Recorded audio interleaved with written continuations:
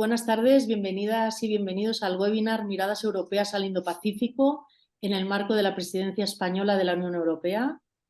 Y nada, este webinar es el segundo de los 3 del ciclo que hemos organizado con el Real Instituto Elcano y el CIDOB, titulado El Indo-Pacífico en el orden internacional actual, que venimos realizando ya pues creo que es la tercera o cuarta edición. Y si en el primer webinar que tuvimos el pasado del ciclo, pues abordamos de la mano del experto Ramón Pacheco la convergencia de Japón y Corea en el Indo-Pacífico, en este segundo webinar contamos con la ponencia y expertise de nuestro embajador en misión especial para el Indo-Pacífico y director del Centro Casa Asia Madrid, Emilio de Miguel. En esta ocasión va a moderar la mesa Oriol Farrés, que es el coordinador del Anuario Internacional CIDOB, y tras la ponencia de nuestro embajador, los comentarios irán a cargo de Mario Esteban, que es, como sabéis, investigador principal del Real Instituto Elcano.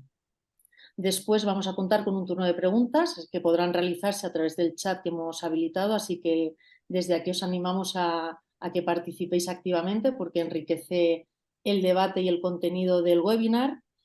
Y nada, pues antes de pasarle la palabra a Oriol, que presentará a nuestro embajador, recordaros que el próximo 12 de diciembre tendrá lugar el tercer y último webinar de este ciclo, que versará sobre los relatos y realidades de la presencia en China en América Latina y que irá a cargo en esta ocasión de José Pablo Martínez, que es ayudante de investigación del Real Instituto Elcano. Así que nada, sin más dilación, agradeceros vuestra asistencia hoy aquí y a todos los ponentes, moderador y comentarista.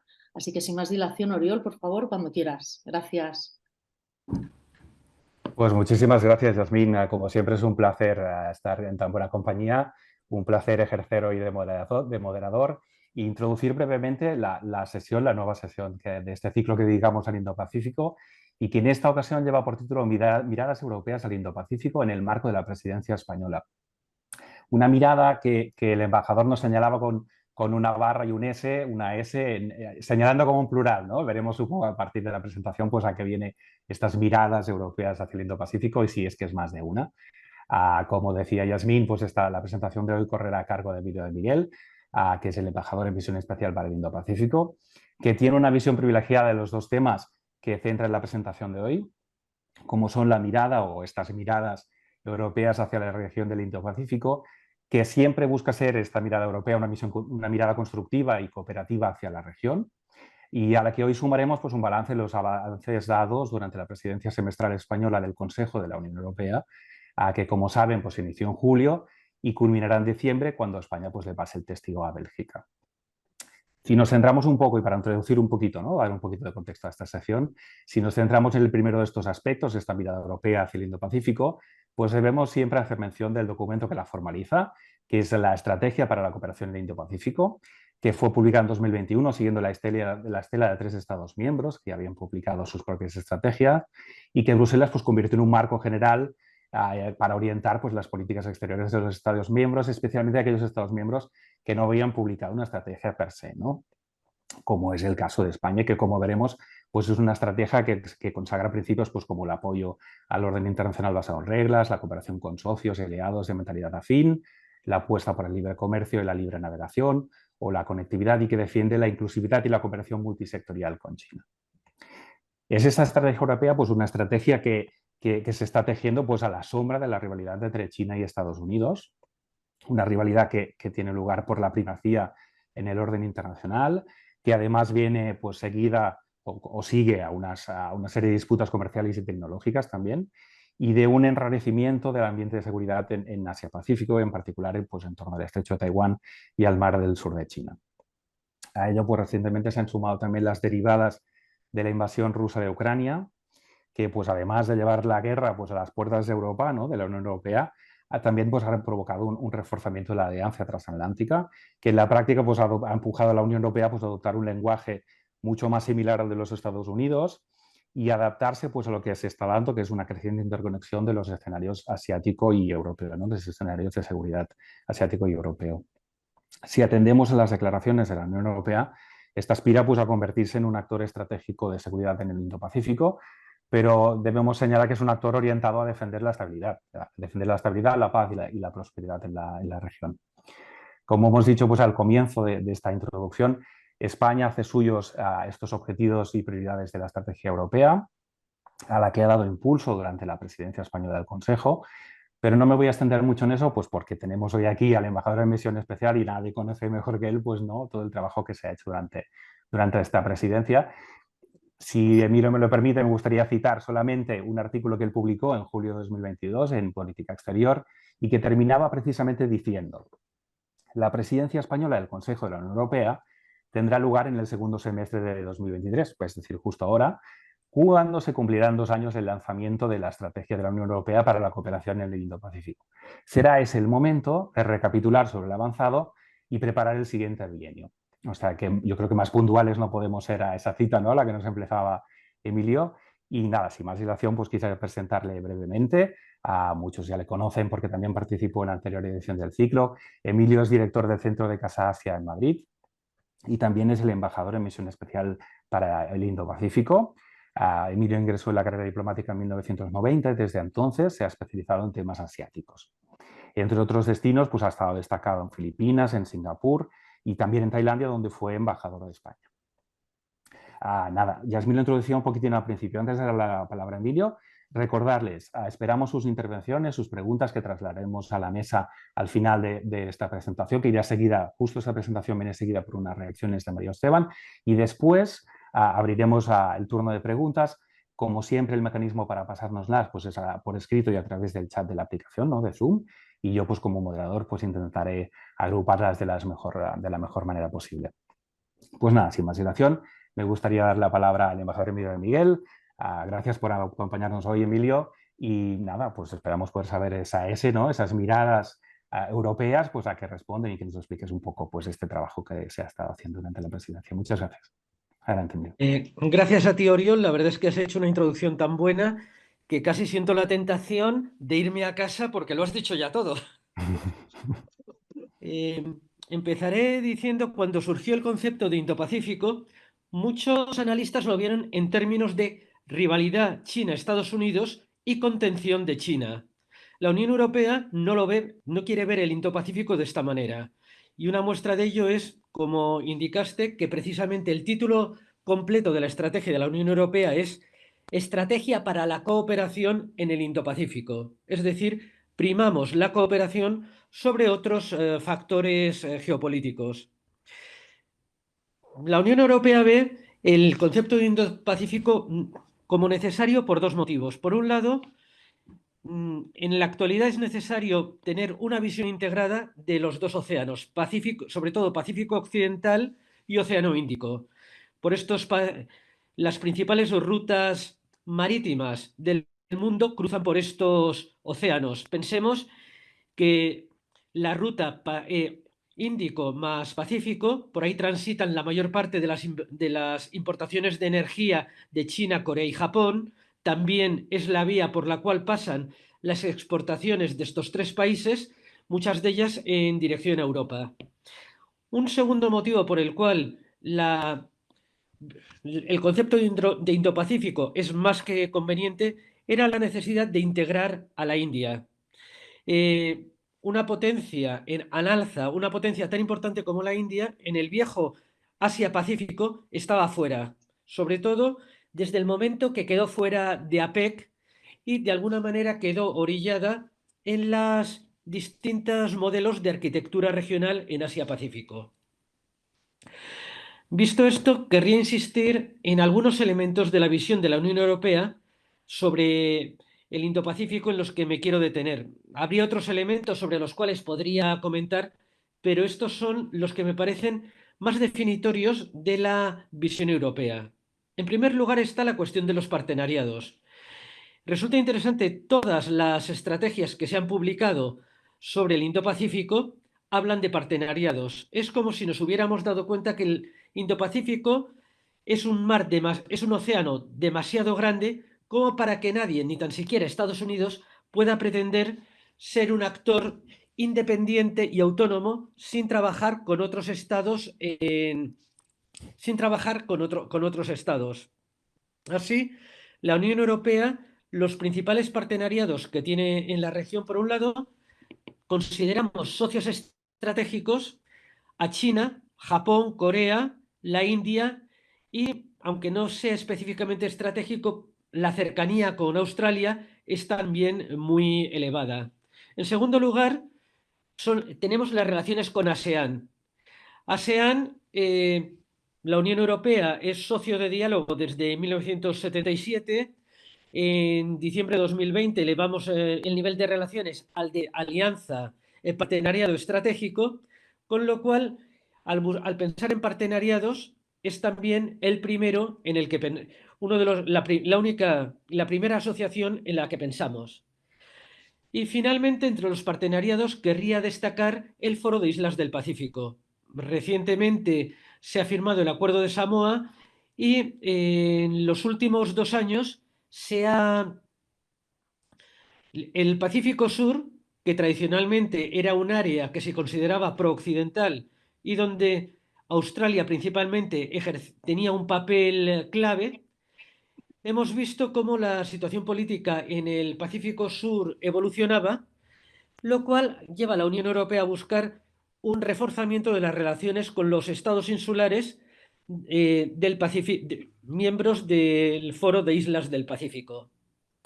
En segundo lugar, parte de nuestra visión del Indo-Pacífico es la defensa de un orden internacional basado en normas.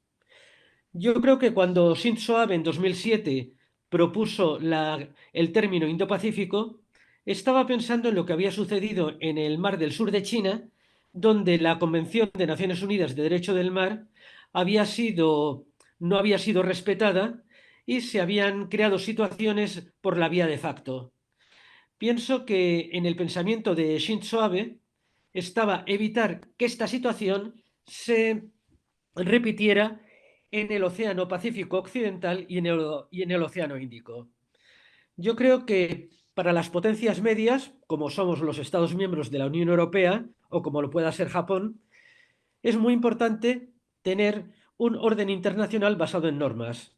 La alternativa es la ley de la jungla, la ley del más fuerte. Y evidentemente las potencias medias, incluso cuando estamos unidas, no somos los más fuertes. Un tercer elemento de la visión de la Unión Europea es la centralidad de ASEAN en la arquitectura regional. ASEAN, desde los años 80, comenzó a elaborar una arquitectura regional que ha ayudado mucho a dos cosas: a traer estabilidad, a crear foros de diálogo entre las grandes potencias y a aliviar posibles tensiones. Estos foros, las tres principales foros que ha creado ASEAN son el Foro Regional de ASEAN, la Cumbre de Asia Oriental y la Reunión Ampliada de Ministros de Defensa de ASEAN. La Unión Europea en estos momentos no forma parte de los dos últimos que he mencionado. Nuestra aspiración, una aspiración ya de antiguo, es ingresar en estos foros. Yo confío que ahora que somos socios estratégicos Unión Europea-ASEAN, nuestro ingreso en estos dos foros esté más cerca. Hay que reconocer, defendemos la centralidad de ASEAN, pero ahora mismo yo creo que está en quiebra. Perdón, en quiebra no, que está en crisis.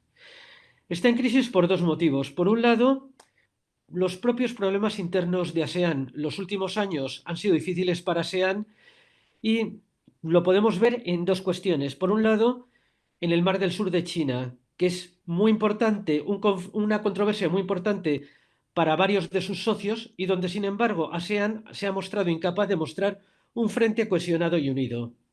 En segundo lugar, está la debilidad ahora mismo que tiene ASEAN cuando no es capaz de poner su casa en orden, y estoy refiriéndome al conflicto de Birmania. No obstante, yo sigo confiando, como yo creo que confía la Unión Europea, en el potencial de ASEAN, en su visión de Comunidad ASEAN 2025, y por ello creemos en la necesidad de seguir trabajando en defender la centralidad de ASEAN, aunque ya han aparecido modelos de arquitectura regional donde esta centralidad no existe simplemente porque ASEAN no forma parte de ellos. Estoy pensando en el AUKUS y en el Quad. Un tercer elemento de la visión europea es la conectividad. Se ha hablado mucho de la iniciativa de la Franja y de la Ruta, pero los primeros que hablaron de conectividad fueron los Estados miembros de ASEAN cuando lanzaron hace más de 10 años el primer plan maestro de conectividad. Este plan maestro puso en evidencia la carencia de infraestructuras en la región y la necesidad de financiación. Precisamente fue el no haber conseguido allegar los fondos necesarios para construir las infraestructuras necesarias lo que hizo que este plan, no diré que fracasase, pero por lo menos se quedó muy corto de cuáles habían sido sus objetivos iniciales. Precisamente cuando China en 2013 lanzó la iniciativa de la Franja y de la Ruta, una de las cuestiones a las que prestó mucha atención fue la de la financiación, que había hecho que no llegase a fruto el plan maestro de ASEAN. En la actualidad, podemos ver recientemente, en octubre, tuvo lugar el tercer Foro Internacional de la Franja y de la Ruta, y de este foro hay cosas que me parecen interesantes. Lo primero sería China, en su concepción de la conectividad, se está acercando al concepto europeo, un concepto europeo que ya estuvo presente en la estrategia Connecting Asia and Europe. El concepto europeo es una conectividad que sea sostenible, financiera, medioambiental y socialmente. Una conectividad también que no se limite a infraestructuras, que tenga en cuenta lo digital, el acercamiento, la creación de normas comunes y el acercamiento de las sociedades civiles. En parte, en el tercer foro de la Franja y de la Ruta hemos visto una cierta aproximación a este punto de vista, si en él se ha dicho China apostará en lo sucesivo por proyectos de menores dimensiones y prestará más atención al medio ambiente. El modelo de conectividad, teníamos la estrategia Connecting Asia and Europe y, con motivo de la estrategia de la Unión Europea, hemos lanzado el Global Gateway. El Global Gateway pretende movilizar de aquí a 2027 300.000 millones de euros. Las tres ideas sobre el Global Gateway que quiero destacar son: lo primero, no busca rivalizar con la iniciativa de la Franja y de la Ruta. Es una iniciativa 100% europea. En segundo lugar, es su concepto de conectividad sostenible al que ya me he referido. En tercer lugar, las tres áreas principales en las que trabaja son transporte, energía y lo digital. Una novedad de la estrategia de la Unión Europea ha sido que la Unión Europea quiere ser un actor de seguridad en el Indo-Pacífico. Hasta ahora se venía diciendo que la Unión Europea era un gigante en lo económico y comercial, un enano en lo político y simplemente no existía en el campo de la seguridad. Los pilares de esta conversión de la Unión Europea en un actor de seguridad en el Indo-Pacífico son la incorporación a foros de seguridad en la región. La estrategia menciona la reunión ampliada de ministros de defensa de ASEAN, menciona el simposio naval del Océano Índico y a posteriori también se ha mencionado la posibilidad de ingresar en la reunión de ministros de defensa del Pacífico Sur. En segundo lugar, la seguridad marítima. El Indo-Pacífico es básicamente una zona oceánica. Predomina más lo marítimo allí que lo terrestre. La seguridad marítima es una cuestión que no solo nos interesa a nosotros, les interesa a gran parte de los socios en la región. Estoy pensando, por ejemplo, en la India, que está buscando dotarse de submarinos, así como mejorar sus capacidades navales, o pensemos, por ejemplo, en Australia, que a través del AUKUS quiere dotarse de submarinos nucleares. Como digo, la seguridad marítima es importante para todos los para todos los países del Indo-Pacífico, y en el caso de la Unión Europea nos basamos en la seguridad marítima nuestras herramientas son, en primer lugar, la Operación Atalanta. La Operación Atalanta, que se lleva desarrollando desde 2009 en la costa de Somalia, empezó siendo una operación antipiratería y a posteriori ha ido ampliando su abanico de actividades. Así, ya no es solamente una acción de lucha contra la piratería, también lucha contra la pesca IUU, lucha contra el tráfico de seres humanos o contra el crimen transnacional. La Operación Atalanta ha servido de modelo para mucho de lo que dice la estrategia de la Unión Europea sobre la seguridad marítima. Dentro de la seguridad marítima, o sea, la cuestión, por ejemplo, de las presencias marítimas coordinadas o la designación de áreas de interés marítimo. Ahora mismo la única designada es el Pacífico noroccidental, precisamente en la zona donde opera Atalanta. Hay dos programas de la Unión Europea relativos a la seguridad marítima sobre los que me quiero detener un momento. Crimario 2. Crimario 2 pretende desarrollar y mejorar las capacidades de los estados de control sobre las rutas marítimas que cruzan sus aguas territoriales. Y ESIWA. ESIWA tiene 4 áreas de actuación que son la ciberseguridad, contraterrorismo, gestión de crisis y seguridad marítima. ESIWA se quiere un programa básicamente operativo, no un mero chau chau, sino poner en común expertos y hacer talleres que realmente sean operativos. Una vez que he mencionado estos puntos, quiero ahora hablar un momento sobre la presencia española de la Unión Europea en el Indo-Pacífico. España, como señaló Oriola al comienzo, optó en su momento por no elaborar una estrategia para el Indo-Pacífico. Participamos en la elaboración de la estrategia de la Unión Europea y consideramos que tenemos más valor añadido si trabajamos en el marco de esta estrategia. Precisamente no tenemos estrategia, pero a diferencia de muchos otros países, sí que tenemos un embajador en misión especial para el Indo-Pacífico, que soy yo. Mis funciones son seguir los desarrollos que se van produciendo en el Indo-Pacífico, estar en contacto con los embajadores en misión especial para el Indo-Pacífico de los Estados miembros de la Unión Europea, así como para los encargados del Indo-Pacífico de otros estados, especialmente de aquellos con los que estamos más próximos, y eventualmente de proponer políticas.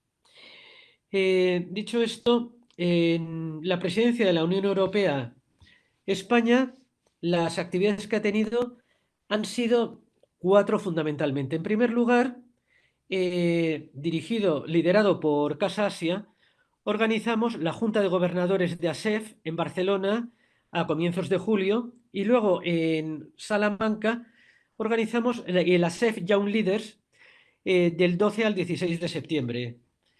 Quiero destacar este apoyo que hemos dado a ASEF. En razón de la invasión Rusia de Ucrania, el proceso ASEM entró en un proceso de coma inducido.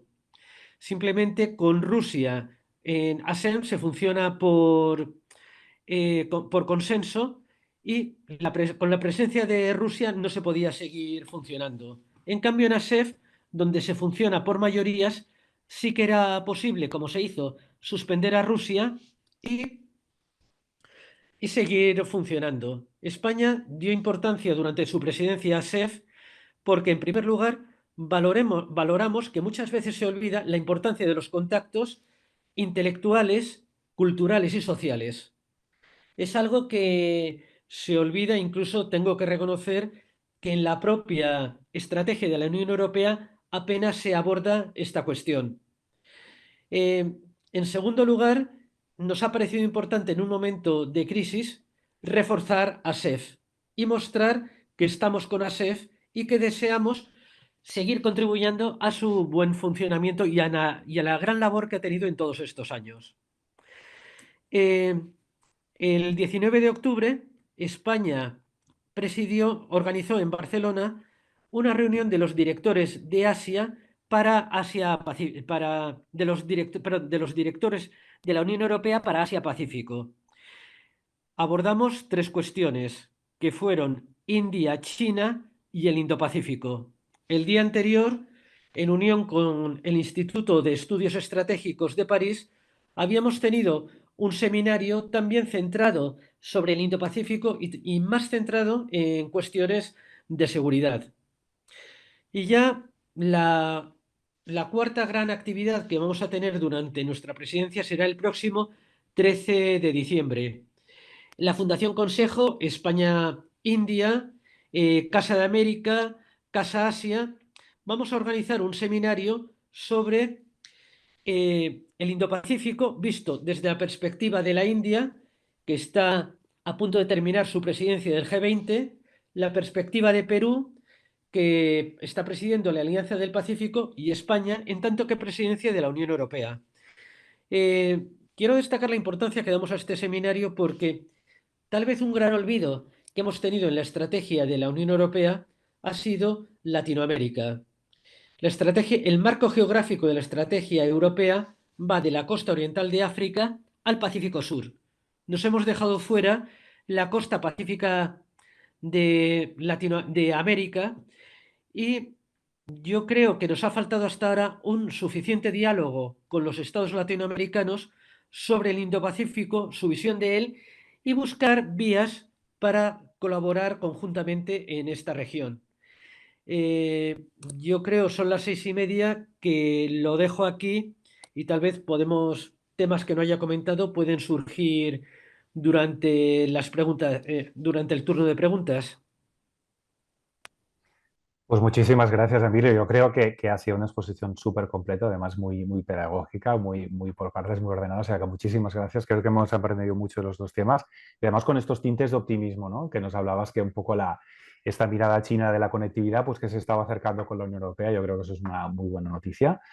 Nada, sin más dilación, presentar bueno, muchos ya creo que todos lo conocéis, pero Mario Esteban, que es el investigador principal para Asia-Pacífico del Real Instituto Elcano, que tendrá unas reacciones a esta presentación de Emilio. Mario, cuando quieras. Muchas gracias, Oriol, y muchas gracias, Emilio, también por la excelente presentación. Yo voy a empezar justo por el final de tu intervención, por la parte más específica, ¿no? de la mirada española, ¿no? Hablamos de las miradas europeas, la mirada española. Y aquí tengo algunas preguntas, ¿no? Para hacerte, porque, bueno, pues en calidad, ¿no? de embajador en misión especial del Indo-Pacífico, pues probablemente nadie mejor que tú, ¿no? Para contestarlas. Entonces, la primera tiene que ver con esto que comentabas al final, ¿no? De la posibilidad de ampliar el foco hacia la vertiente americana del Pacífico, ¿no? Que por motivos obvios, ¿no? Por los tradicionales vínculos de España, ¿no? Con esta parte del mundo, comparativamente mayores, ¿no? Los de otros países de la Unión Europea, pues podría tener una especial sensibilidad de España en este sentido. Yo quería conocer tu opinión, ¿no? Sobre cómo de optimista o pesimista eres al respecto, porque yo desde la distancia, digo, ¿no? Porque no me dedico, ¿no? Como tú en primer plano, ¿no? Al día a día, ¿no? de la diplomacia vinculada con esto, pero claro, yo creo que es innegable que hay una dimensión geopolítica en este concepto del Indo-Pacífico. Luego incluso profundizaré un poquito más en ello, aunque coincido contigo, ¿no? que sería miope interpretar esta estrategia como una estrategia de contención hacia China. O sea, creo que esto es miope, pero sin duda tiene un componente geopolítico, geoestratégico, y China juega un papel importante, ¿no? dentro de esta ecuación. Y yo tengo la sensación, ¿no? de que el hecho de que no está claro, ¿no? Cómo los países americanos de la cuenca del Pacífico, ¿no? se posicionarían, o sea, que no está claro que esté alineado con los intereses de la Unión Europea, digamos, ¿no? El posicionamiento, ¿no? de estos países de la cuenca americana del Pacífico, ¿no? En relación a China, pues creo que es un factor que honestamente creo que va a dificultar, ¿no? El que pueda haber consensos, ¿no? A la hora de incluir esta parte del mundo dentro de esta estrategia. También mencionabas que hay 7, bueno, sabemos, ¿no?, que la estrategia del Indo-Pacífico tiene 7 áreas, ¿verdad? Y me gustaría preguntarte en cuáles consideras, digamos, que España está más concernida. O sea, cuáles son, ¿no?, las que pueden, ¿no?, tener un mayor alineamiento, ¿no?, con los intereses o las prioridades de España, ¿no? Sobre todo con las prioridades, porque claro, aquí es evidente que bueno, pues no los 27 Estados miembros tienen las mismas prioridades, ¿no? Pues geográficamente, tú mencionaste antes los estados insulares del Pacífico y evidentemente, ¿no?, pues para España la cuenca americana del Pacífico es mucho más relevante que los estados insulares del Pacífico, ¿no? Y unos no están y otros están. Por lo mismo entiendo que sucede con las áreas, ¿no? Que habrá áreas que a España le resulten más trascendentes o más relevantes que otras, ¿no? Bueno, luego, esto sobre la parte más específica de España, ¿no? Luego, una consideración más general, no sé hasta qué punto consideras, bueno, es que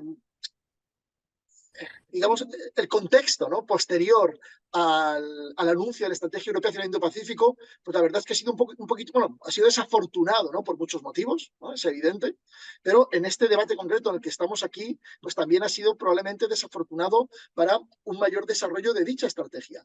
Es decir, el hecho de que en febrero, ¿no?, del 22 Rusia decidiese invadir Ucrania, ¿verdad?, y el hecho de que el 7 de octubre nos encontrásemos, ¿no?, con estos ataques terroristas de Hamas y luego, ¿no?, con la bueno, pues desmedida, ¿no?, probablemente en reacción, ¿no?, de Israel en Gaza, ¿no?, que ha provocado una guerra, ¿no?, bueno, pues de importante, ¿no?, magnitud y consideración. Claro, esto no está moviendo el foco, ¿no?, fuera del Indo-Pacífico. Es decir, ¿no?, que parecía que por fin, después de muchos años de debate en la Unión Europea, ¿no?, parecía que llegábamos a un cierto acuerdo de que teníamos que darle más peso y priorizar más el Indo-Pacífico, ¿no? Y todo lo que ha pasado posteriormente en el panorama internacional, sin control directo de la Unión Europea, eso es evidente, ¿no?, que ni la Unión Europea no inicia ninguno de estas dos crisis, ¿no?, pero parece que nos está llevando, ¿no?, fuera de nuevo del Indo-Pacífico. Y de hecho, ¿no?, si vemos cuántos países han aprobado estrategias propias sobre el Indo-Pacífico después de la Comisión Europea, pues nos encontramos que con ese nombre, ¿no?, con ese enfoque tan explícito, solo República Checa y Lituania, ¿no?, son los únicos que posteriormente han aprobado, si no me equivoco, a lo mejor Emilio alguno más que haya utilizado. Irlanda. Acaba de hacerlo. Acaba de hacerlo, vale, perfecto. Pero claro, en el caso de República Checa y Lituania, ¿no?, Tomás, es muy evidente también que son países que lo que mencionábamos antes, ¿no?, en respecto a China, ¿no?, que son países que geopolíticamente con China, ¿no?, pues tienen tensiones particularmente explícitas, ¿no? Entonces, bueno, me gustaría escuchar tu opinión sobre esto. Y luego, por último, por no demorarme más y dejar tiempo, ¿no?, también a otras preguntas, claro, mencionaste, ¿no?, como no podía ser de otra manera, que uno de los puntos, ¿no?, fundamentales, bueno, en general, ¿no?, de la política exterior de la Unión Europea, pero en particular de la estrategia hacia el Indo-Pacífico, es esta idea del orden internacional basado en normas, ¿no? Pero vuelvo a lo mismo comentario de antes, ¿no? ¿Hasta qué punto la imposibilidad de la Unión Europea de conseguir, ¿no?, mantener un orden internacional basado en normas, primero, realmente en su vecindad más próxima, ¿no?, con la invasión rusa de Ucrania, y ahora, ¿no?, el posicionamiento en relación, ¿no?, a la guerra en Gaza, ¿no? Bueno, pues hasta qué punto, cuando interactuamos ahora, ¿no?, con nuestros interlocutores de la región, ¿no?, del Indo-Pacífico, bueno, hasta qué punto, ¿no?, pues hemos perdido credibilidad, ¿no?, en torno a este concepto de orden internacional basado en normas. Y bueno, última pregunta. En realidad tengo muchas más, pero ya digo, ¿no?, pero bueno, por no monopolizar, ¿no?, pero bueno, no me resisto a hacer esta, la verdad no me resisto. Y una última pregunta ahora sí. Claro, tú mencionaste, ¿no?, lo que pasa por tiempo, entiendo que no has dado más detalle y por eso te lanzo, ¿no?, esta pregunta que creo que te puede permitir, ¿no?, explayarte ahí un poquito más. Yo creo que es bastante claro, ¿no?, que en relación a la situación ahora mismo, ¿no?, en Israel, ¿no?, y en Palestina, dentro del Indo-Pacífico hay divisiones incluso si cabe más notables, ¿no?, entre algunos sectores incluso casi más notables de los que vimos, ¿no?, en relación a la invasión rusa de Ucrania, ¿no? Entonces, bueno, pues me gustaría ahí que te pudieses explayar un poco más sobre esto, porque seguro que tienes ahí cosas también muy interesantes que decir. Gracias. Pues muchas gracias, Mario. Yo creo que ya tengo para responder por media hora. Voy por partes. En cuanto a de las 7 prioridades, aquellas que le interesan más a España, En primer lugar está en seguridad y defensa, específicamente en la cuestión de la seguridad marítima, pero también la ciberseguridad. En seguridad marítima nosotros somos el país que lidera en la operación Atalanta. En segundo lugar, yo definiría la conectividad. La conectividad es algo que nos interesa a todos. Somos conscientes, por un lado, de la importancia geopolítica de la conectividad. Luego, no nos engañemos, son también oportunidades para nuestras empresas. Y eh, la conectividad, yo creo ahora cuando se habla, por ejemplo, esto de Build Back Better, la conciencia de que después del COVID deberíamos buscar nuevos modelos y no repetir los errores del pasado. En tercer lugar, hay una de las prioridades de la Unión Europea que por algún motivo no se está desarrollando mucho, hay pocas iniciativas, es la gobernanza de los océanos. Sin embargo, aquí España puede aportar muchísimo. Por ejemplo, en la lucha contra la pesca IUU, invito a los que no lo conozcan a visitar el centro de control que tiene la Secretaría General de Pesca en, en Madrid, que es impresionante el grado de cómo puede controlar la actividad de los pesqueros. Y por último, yo diría la prosperidad económica, que es la primera de las prioridades. El mundo está yendo hacia pues aumenta el proteccionismo, problemas con las cadenas de suministros. Eh, en el punto de la prosperidad económica, dos de las cosas que dice la estrategia y que yo creo que España apoya y es también en nuestro interés, en primer lugar, es la defensa de la negociación de tratados de libre comercio. Ya se ha negociado con Nueva Zelanda, aunque no ha entrado todavía en vigor. Estamos negociando con Australia, hay perspectivas con la India y luego se está explorando con 4 países de ASEAN, Tailandia, Malasia, Filipinas e Indonesia. Y luego está la cuestión de la resiliencia y la diversificación de las cadenas de valor, que es algo que nos ha enseñado en la crisis del COVID, la necesidad de ello. En segundo lugar, has mencionado el cambio de contexto. Mi idea es, lo que estamos viviendo ahora mismo es el sistema internacional ha petado. Entonces, estamos ahora mismo, no estamos viviendo en un sistema internacional, estamos viviendo en puro caos. Pensemos en los 4 últimos años lo que nos ha tocado vivir. Hemos vivido una pandemia global. Hemos vivido el asalto al Congreso y el rechazo por uno de los candidatos, la impugnación de los resultados de unas elecciones, la invasión rusa de Ucrania y tener una guerra convencional en Europa cuando creíamos que las guerras convencionales eran ya cosa del pasado. Y ahora el conflicto Gaza-Israel, que yo a veces, según se está desarrollando, me pregunto si no es algo cualitativamente distinto de otros conflictos que ha habido entre Hamas e Israel en el pasado. Dentro de este cambio de contexto, es cierto que, a ver, ha habido dos fenómenos distintos. Por un lado, es cierto, la atención se ha puesto mucho más en Europa, ahora se está poniendo en Oriente Medio. Sin embargo, por otro lado, sobre todo el conflicto de Ucrania nos mostró la interconexión que hay entre la seguridad en el área euroatlántica y en el área Indo-Pacífica. Y creo que en Oriente Medio, aunque pueda parecer que está desvinculado, que aunque tengan pues, países como Omán o Yemen costas al Océano Índico, podría parecer que está fuera del concepto, pero pensemos, algo que ya de por sí afecta enormemente, tiene implicaciones en el Indo-Pacífico. Al final del G20 se lanzó la iniciativa del IMEC, el Corredor Económico India, Oriente Medio, iba a pasar por el puerto de Haifa y terminar en Europa. Pues bien, unos pocos días después, el inicio del conflicto entre Hamas e Israel ha llevado a que este este proyecto por el momento esté suspendido por razones geopolíticas. En lo que se refiere a las estrategias de la República Checa y de Lituania, en mi opinión, yo creo que es, como dije al principio, a menos que seas, por ejemplo, Francia, que tienes tus propios territorios en la zona Indo-Pacífica, creo que es mucho mejor trabajar dentro del marco de la Unión Europea.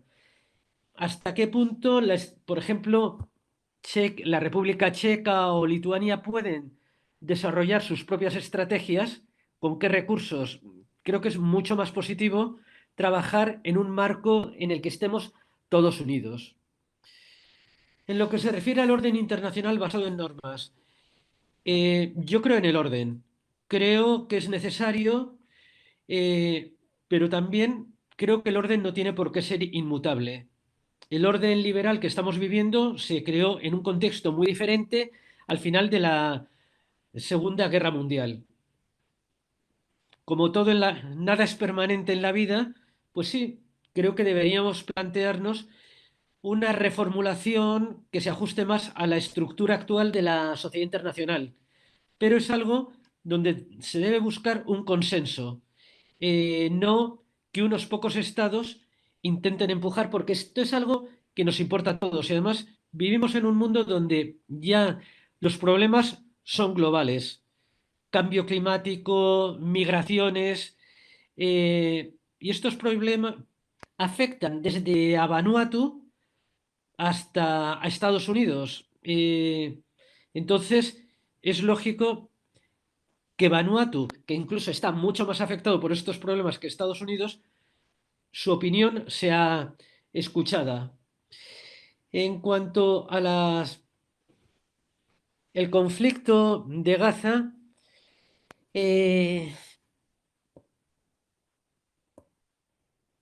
sí, las reacciones han sido muy variadas en la zona.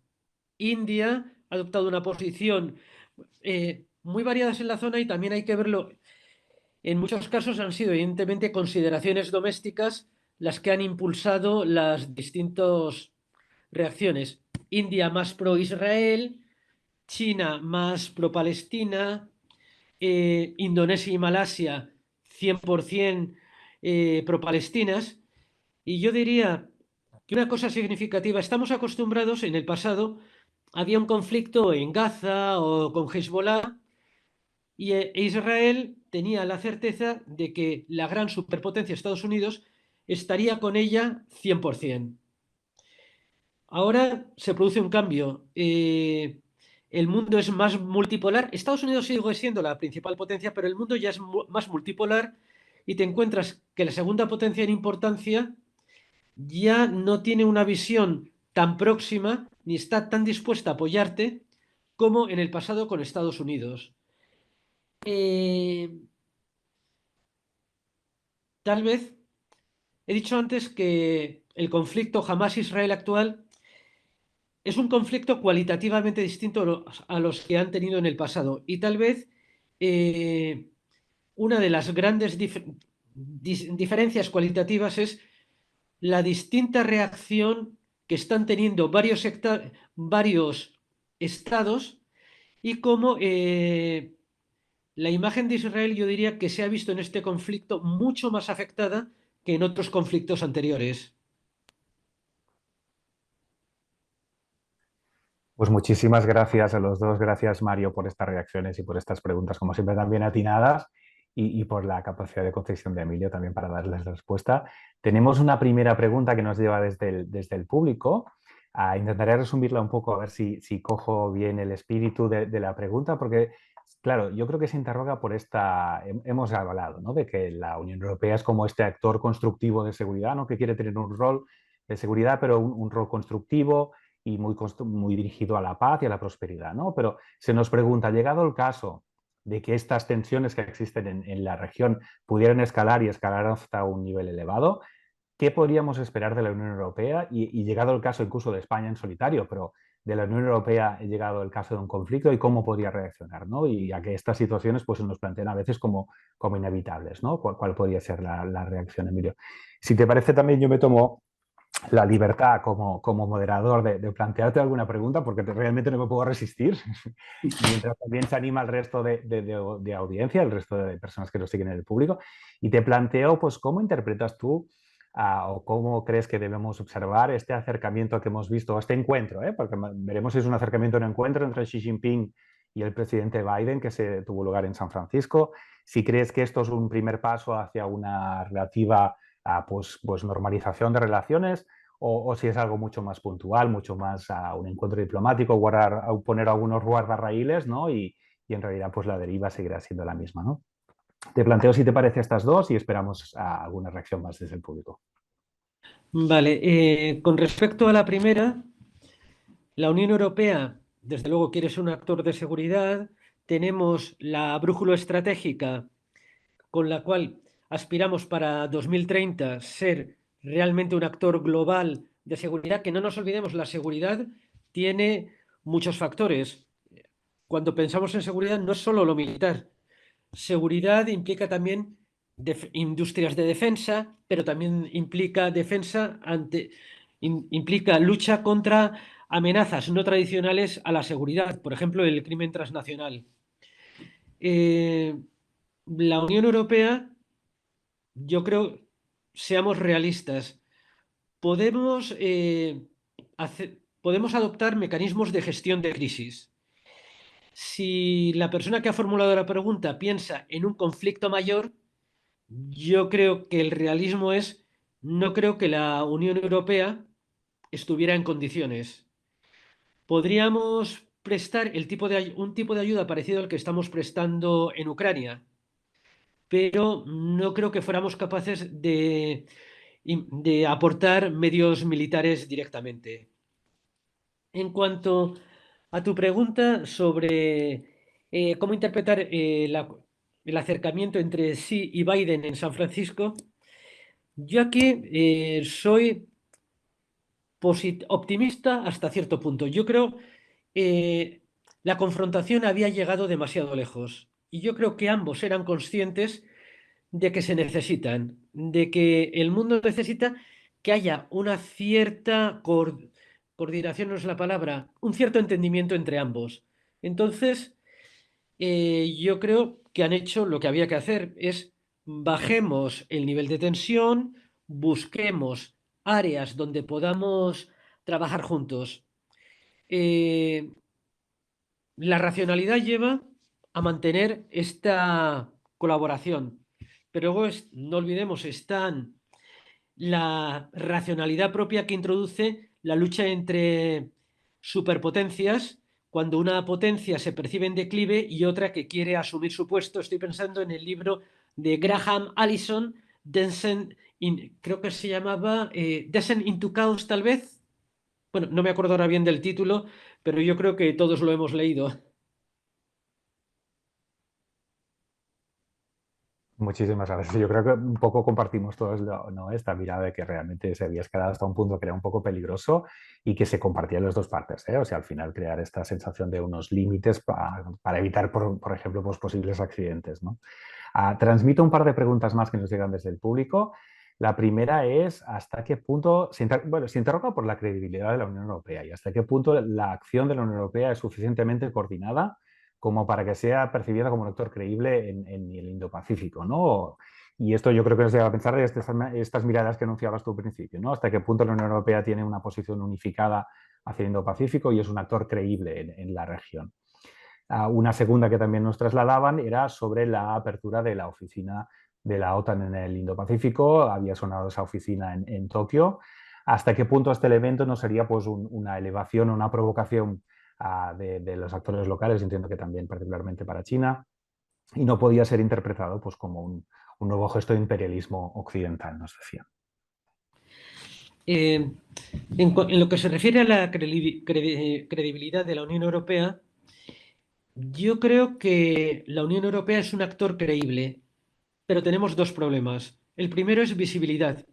La Unión Europea tiene cantidad de programas en la región pero de alguna manera mucha gente en las élites, entre los decisores, no son conscientes de ellos, no son conscientes de las aportaciones de la Unión Europea.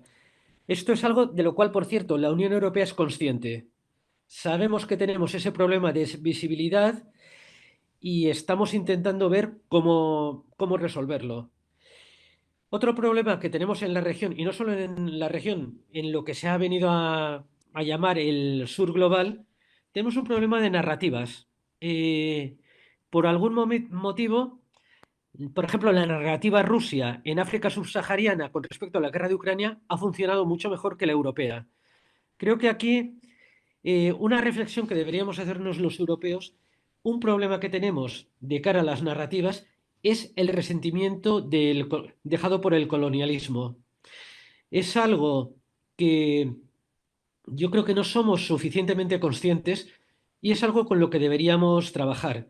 Y por cierto, que resulta un poco irónico que la carta anticolonialista la juegue Rusia, un país que ha tenido su propio colonialismo en Asia Central. Lo que pasa es que al no haber solución de continuidad entre la metrópoli y la colonia, ha pasado más desapercibido. En cuanto a la unidad, a ver, la Unión Europea son 27 Estados miembros con muchos intereses a veces contrapuestos, así que tengamos una estrategia, que por ejemplo, en octubre tuvimos la primera reunión de embajadores de la Unión Europea para el Indo-Pacífico. En muchas otras cuestiones estamos trabajando. Dialogamos, por ejemplo, en la cuestión de la seguridad marítima, dialogamos entre nosotros. Yo, que suelo tender a veces un poco al pesimismo, sin embargo, en el tema de la cohesión de la Unión Europea, veo el vaso un poco más lleno que vacío. Y en lo que se refiere a la oficina de la OTAN,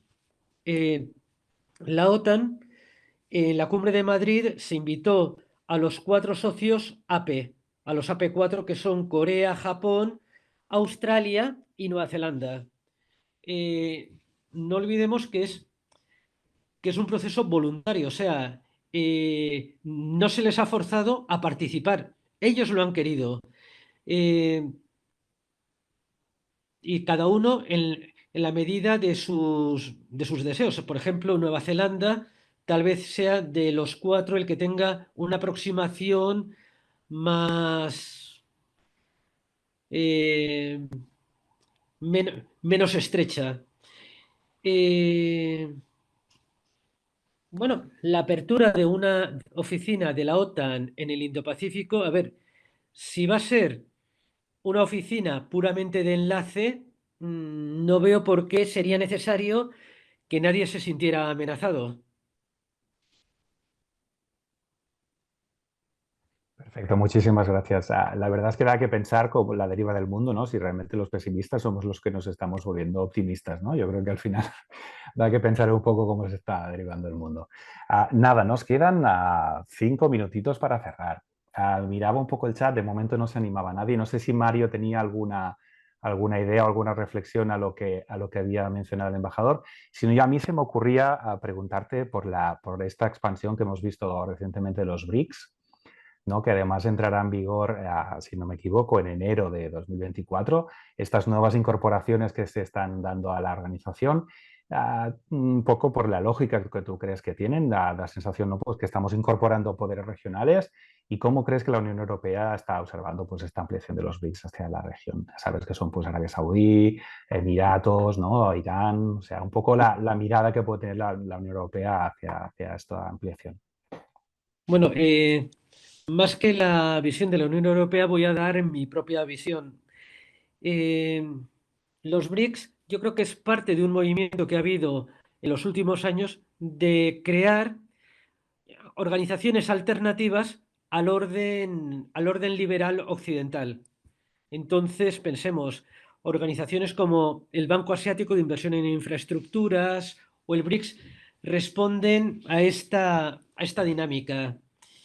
Es muy pronto para decir cuán lejos va a llegar.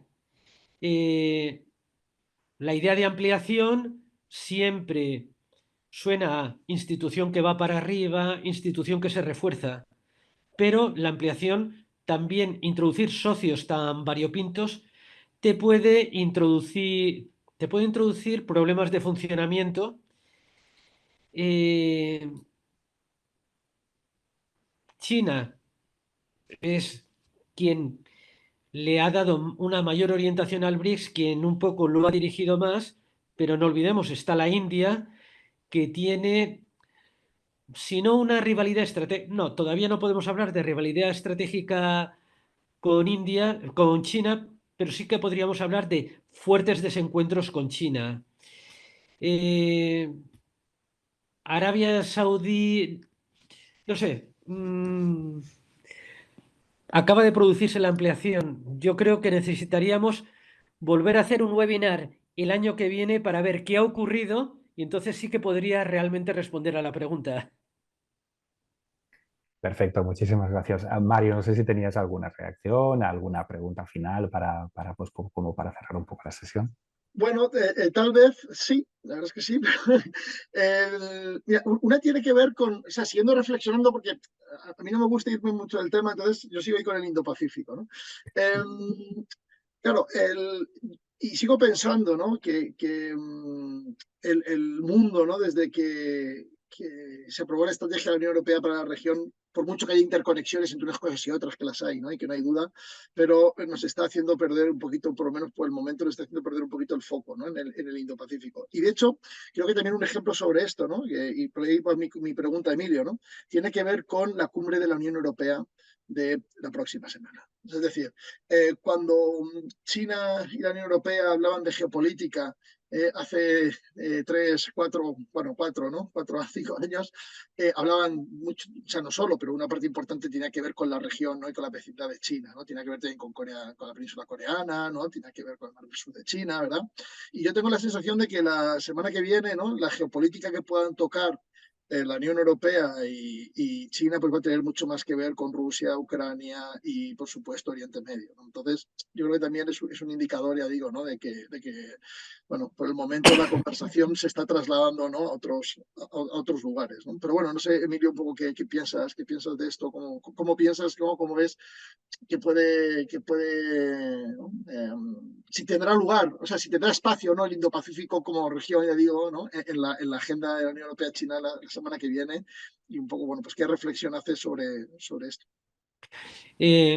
Tal vez, yo creo que tienes razón y que seguramente el Indo-Pacífico no figure en primer plano. Pero yo creo en el largo plazo, el Indo-Pacífico es lo que va a contar. Pensemos en el Indo-Pacífico, es la zona del mundo con un mayor crecimiento económico. Es el sitio donde la rivalidad estratégica entre China y Estados Unidos se está dirimiendo más que en ningún otro sitio. Más luego con un tercer actor que cada vez es más importante, que es la India.